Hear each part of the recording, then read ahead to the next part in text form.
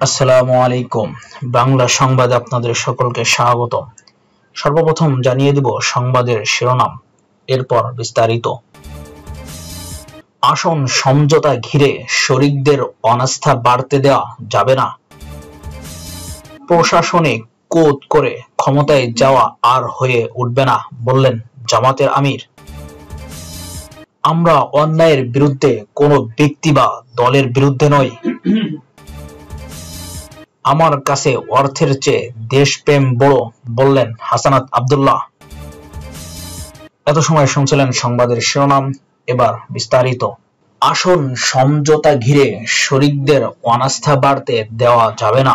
বিপ্লবী ওয়ার্কার্স পার্টির সাধারণ সম্পাদক সাইফুল হক বলেছেন, আগামী নির্বাচনকে বিতর্কিত করার কোনো অবকাশ নেই। 17 বছর ধরে যে নির্বাচনে অপেক্ষা করা হচ্ছে, সেই নির্বাচনকে কোনোভাবেই ঝুঁকির মধ্যে ফেলা যাবে না। আগামী নির্বাচন বিতর্কিত হলে নির্বাচনের গ্রহণযোগ্যতা নিয়ে প্রশ্ন উঠতে পারে।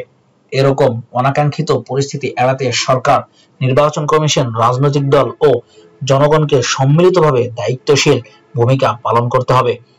সাইফুল হক বলেন, নির্বাচনে আসন সমঝোতাকে কেন্দ্র করে যুগপৎ আন্দোলনের শরিকদের মধ্যে যে অবিশ্বাস, অনাস্থা তৈরি হয়েছে, তাকে আর বাড়তে দেওয়া যাবে না। তিনি বলেন, রাষ্ট্র, প্রশাসন ও সংবিধানের গণতান্ত্রিক রূপান্তর না হওয়া পর্যন্ত যুগপৎ আন্দোলনের শরিকদের ঐক্যকে ধরে রাখা দরকার। শনিবার রাজধানীর পুরানো পল্টনে পার্টির ঢাকা মহানগর কমিটির উদ্যোগে আয়োজিত সমাবেশে প্রধান অতিথির বক্তব্যে এসব কথা বলেন তিনি। নির্বাচন কমিশনের আরোপীয়র বিষয়ে ক্ষোভ প্রকাশ করে সাইফুল হক এ নিয়ে আশঙ্কাও প্রকাশ করেন। তার ভাষ্য, এর ফলে নির্বাচনে টাকার খেলা আরো বৃদ্ধি পাবে এবং আগামী সংসদে বিত্তবান ও ব্যবসায়ীদের আধিপত্য দেখা যাবে।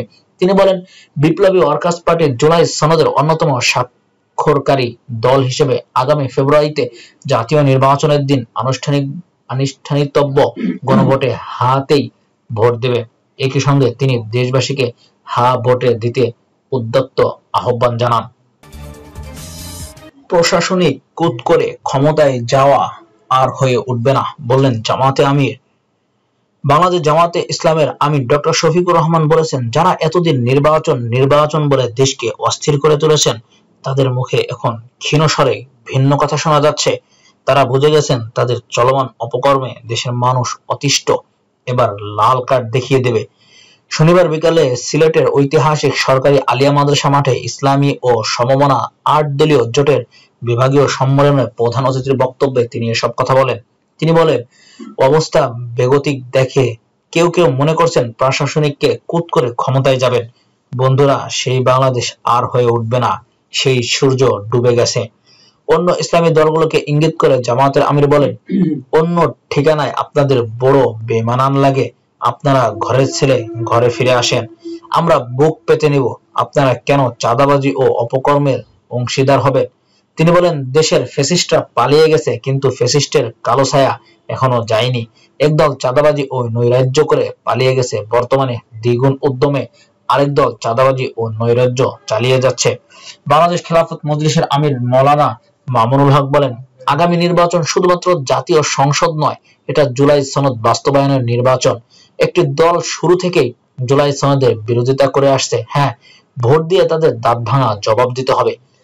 মহা সমাবেশে সভাপতিত্ব করেন খেলাফত মজলিসের কেন্দ্রীয় আমির মৌলানা আব্দুল বাসিত আজাদ। সমাবেশের সঞ্চালনায় ছিলেন বাংলাদেশ জামাতে ইসলামের সিলেট মহানগর শাখায় নায়েবে আমির ডক্টর নুরুল ইসলাম বাবুল। স্বাগত বক্তব্য রাখেন সিলেট মহানগর জামাতের আমির ফখরুল ইসলাম। আমরা অন্যায়ের বিরুদ্ধে কোনো ব্যক্তি বা দলের বিরুদ্ধে নই। বাংলাদেশ ইসলামী ছাত্র শিবিরের কেন্দ্রীয় সভাপতি মোহাম্মদ জাহিদুল ইসলাম বলেছেন, আমরা কোনো ব্যক্তি বা দলের বিরুদ্ধে নই। আমরা ফ্যাসিবাদ, সন্ত্রাস, খুনি, চাঁদাবাজদের বিরুদ্ধে। আমরা সকল প্রকার অন্যায়ের বিরুদ্ধে। এই অন্যায় কাজগুলো যে ব্যক্তি বা দল করবে, আমরা তার বিরুদ্ধে দাঁড়িয়ে যাব। শনিবার দুপুরে বাংলাদেশ জামাতে ইসলাম ছাত্র শিবির কুমিল্লার দেবিদ্বার উপজেলা শাখার উদ্যোগে আয়োজিত সাবেক নেতাকর্মীদের প্রতি সমাবেশে প্রধান অতিথির বক্তব্য শিবিরের কেন্দ্রীয় সভাপতি মোহাম্মদ জাহিদুল ইসলাম এসব কথা বলেন। তিনি আরো বলেন, বাংলাদেশ একটি অপার সম্ভাবনার দেশ। বিগত সরকার দুর্নীতির মাধ্যমে দেশকে এমন ভাবে নষ্ট করেছে, দেশকে সামনে নেয়ার পরিবর্তে পিছিয়ে দেওয়া হয়েছে। গত 15 বছরে বাংলাদেশ থেকে পাচার হয়েছে 28.5 লাখ কোটি টাকা। সেই টাকা পাচার করে তারা আজ বেগমপাড়ায় বিলাসী জীবনযাপন করছে। এখন সময় এসেছে ঘুরে দাঁড়াবার। আমরা চাই আগামীতে সৎ ও দেশপ্রেমিক মানুষ নেতৃত্বে আসুক। দেশের সাধারণ মানুষও ভালো মন্দ বুঝে গেছে, আগামী নির্বাচনে তারা সঠিক সিদ্ধান্ত নেবেন। শিবির সভাপতি আরো বলেন, জুলাই একটি আদর্শিক ভিত্তির উপর রচিত হয়েছে। এই আদর্শিক ভিত্তিটা যদি আমরা বুঝতে পারি, তাহলে আগামী দিনের বাংলাদেশ সাবলীনভাবে বিনির্মাণ করা সম্ভব। জুলাইয়ে যারা অংশগ্রহণ করেছেন তাদের একটা চেতনা ছিল, প্রেরণা ছিল, তাদের মধ্যে শাহাদাতের তামান্না ছিল। যারা শুধু ইসলামকে জানেন তাদের মধ্যেই এই তামান্না তৈরি হয় নাই। যারা ইসলামকে কম জানেন তাদের মধ্যে বালক, ছোট শিশু থেকে বৃদ্ধ পর্যন্ত সকলের মধ্যে প্রেরণা তৈরি হয়েছিল যে আমি শহীদ হব। এই প্রেরণায় ফ্যাসিস্ট হাসিনাকে বিদায় করতে সক্ষম করেছে।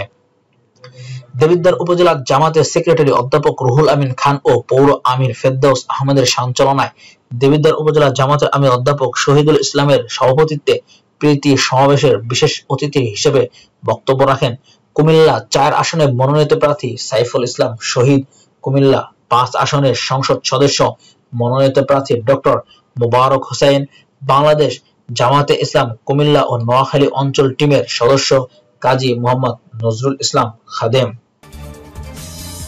আমার কাছে অর্থের চেয়ে দেশপ্রেম বড়, বললেন হাসানাত আব্দুল্লাহ।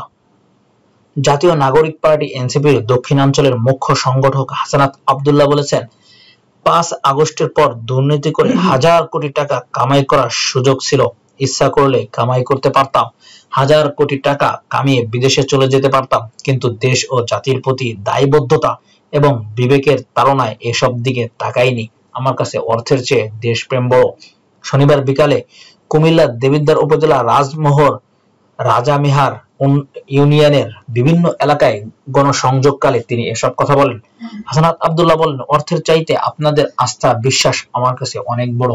আগামী নির্বাচনে শাপলা কলিতে ভোট দিয়ে আমার উপর আস্থা বিশ্বাস রেখে দেখুন, আমি আপনাদের কথা দিচ্ছি কখনো দুর্নীতি করব না, আপনাদের সঙ্গে প্রতারণা করব না, আপনাদের ভোটের অবমূল্যায়ন করব না। তিনি বলেন, হাসিনা রাস্তার মধ্যে গুলি করে যখন মানুষ মারছিল তখন আপনারা আমাদের জন্য দোয়া করেছেন, তাই অস্ত্র ছাড়াই ফেসিবাদকে বিদায় করতে পেরেছি। হাসিনার বিরুদ্ধে তরুণরাই জেগে উঠেছিল, এবারের নির্বাচনেও তরুণরা এগিয়ে এসেছে। এ সময় এনসিপির বিভিন্ন পর্যায়ের নেতাকর্মীরাও উপস্থিত ছিলেন।